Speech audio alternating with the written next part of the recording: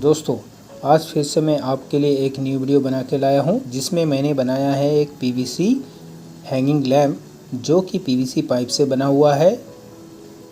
इस लैम्प को आप अपने घर में डेकोरेशन पर्पस के लिए इस्तेमाल कर सकते हैं। साथ ही आप घर पे भी इसे ट्राई कर सकते हैं।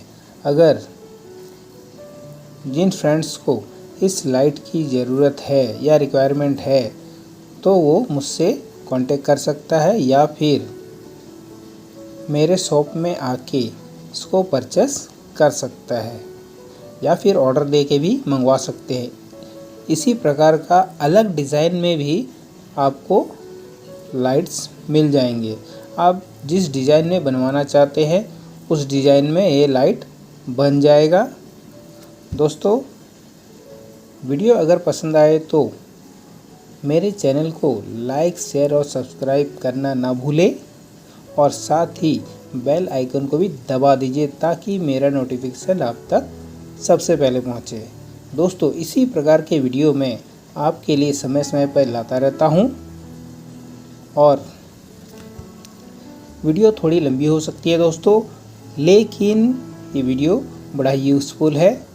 तो चलिए दोस्तों, वीडियो को शुरू करते हैं।